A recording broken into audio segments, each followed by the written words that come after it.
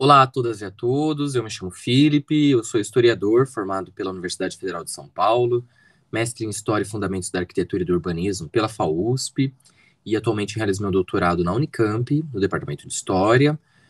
onde eu desenvolvo a tese Ideários, Tensões e Acordos Urbanos, os setores médios e a política habitacional na cidade, São Paulo, entre 1893 e 1915, sob orientação da professora Maria Estela Bresciani.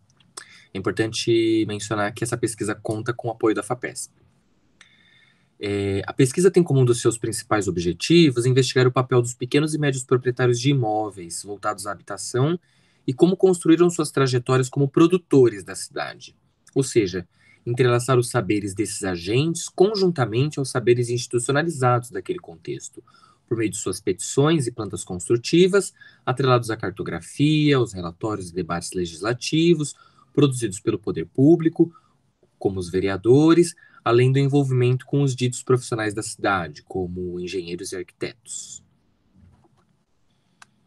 Eu quero começar a apresentação com um trecho do relatório da Comissão de Exame e Inspeção das Habitações Operárias e Cortiço no Distrito de Santa Efigênia, feito em 1893, que nos é elucidativo em um determinado ponto. Esse recurso, o da desapropriação de imóveis feitas pelo governo,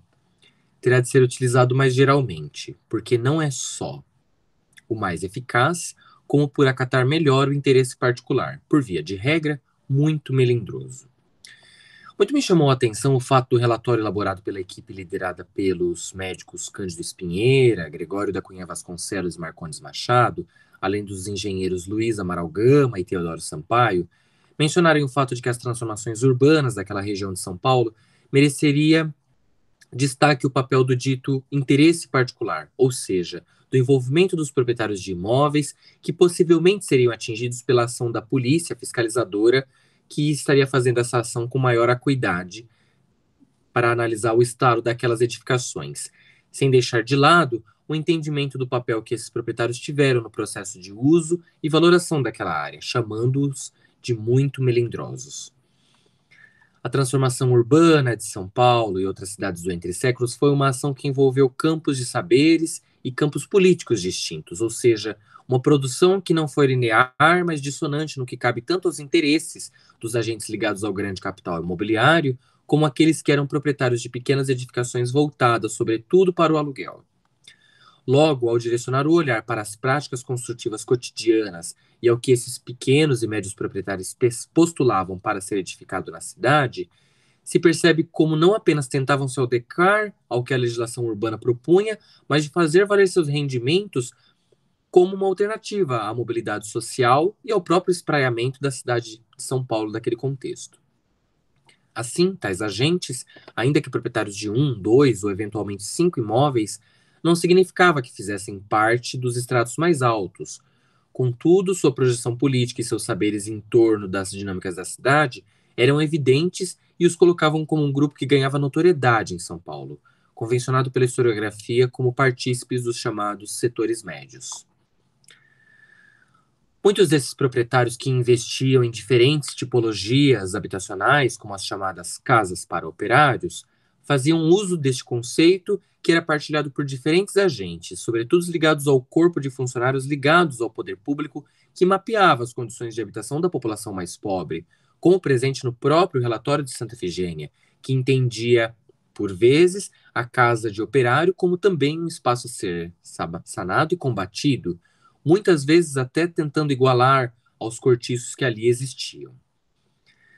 Logo, ao analisar a aplicação do conceito de casa operária nessa vasta documentação, se percebe como aos poucos se tornou efetivamente um produto da cidade moderna. E mesmo que ele não residisse exclusivamente operários, o programa arquitetônico passava a ganhar seu valor de capital. Assim, casa e operário passavam a mobilizar a própria noção de crescimento e idealização da cidade como um espaço ligado ao mundo do trabalho e do consumo. A chamada Casa de Operários foi quantitativamente o maior programa arquitetônico construído na cidade de São Paulo entre os anos de 1893 a 1920, o que pode ser evidenciado a partir das estimativas da série Obras Particulares do Arquivo Histórico Municipal de São Paulo. E não apenas os pequenos e médios proprietários passaram a capitalizar seus rendimentos no setor habitacional. pois até mesmo associações, empresas e grandes companhias imobiliárias passaram a investir seus capitais dentro desse programa arquitetônico. É importante frisar que esse processo de uso de conceitos ligados à pobreza não era um fator isolado em São Paulo, mas realizado em diferentes partes do mundo moderno. E assim, podemos observar como medidas de capitalização da cidade a partir de conotações populares e a partir da ideia da casa própria foi uma ação orquestrada em diferentes cidades e que foi construída a partir da troca de experiências industriais, do crescimento social e de investimento do capital a partir da segunda metade do século XIX. Assim, o processo de conhecimento de técnicas que barateassem as obras e o acompanhamento das medidas sanitárias em vigor tidas em várias experiências mundiais não bastavam para que o mercado imobiliário ganhasse fôlego. Era necessário conhecer como a população depreendia a habitação, como utilizava, como a chamava e o que desejava para o seu conforto, bem-estar e capital disponível. Muito elucidativo é esse boletim da Companhia Economizadora Paulista, que diz: é conveniente acrescentar que a economizadora não veio expor ao público nenhuma novidade e apenas introduziu entre nós o sistema de outras caixas de pensões existentes em todo o mundo e cujo número global de sócios atinge a mais de 1 milhão. Esse trânsito de ideias pode ser percebido pela ação dos construtores não diplomados e de outros agentes que possuíam autorização para edificar na cidade e que tinham o seu saber fazer como uma das potencialidades a serem exploradas, e suas trajetórias no campo da construção civil conferiam um papel de articuladores do que era preconizado pela legislação ou pelo desenho arquitetônico e conhecimento dos trâmites burocráticos para a construção, prática que se combinava a outras cidades como Buenos Aires, Campinas, Nova York, Roma ou Lyon. Da mesma forma, muitos dos ditos profissionais da cidade, essencialmente engenheiros, também acompanhavam tais experiências em outras cidades por meio de publicações, participação em congressos ou visitas in loco a essas cidades, construindo um repertório de saberes que aliava a formação técnica com a observação do que era preconizado em seus espaços de atuação, como, por exemplo, participando assiduamente dos congressos de habitação à bon marché ou das chamadas habitações baratas desde o final do século XIX. Não é à toa que a atenção ao capital dos pequenos e médios proprietários da cidade por meio do poder público e de outros agentes profissionais nesses congressos foi uma medida gestada que vigorou sobremaneira do século XIX até a lei do inquilinato, compreensão que auxilia a questionar a dita ausência do poder público na construção de habitações populares no Brasil no começo do século XIX, visto que esse processo envolveu uma série de percepções locais e internacionais.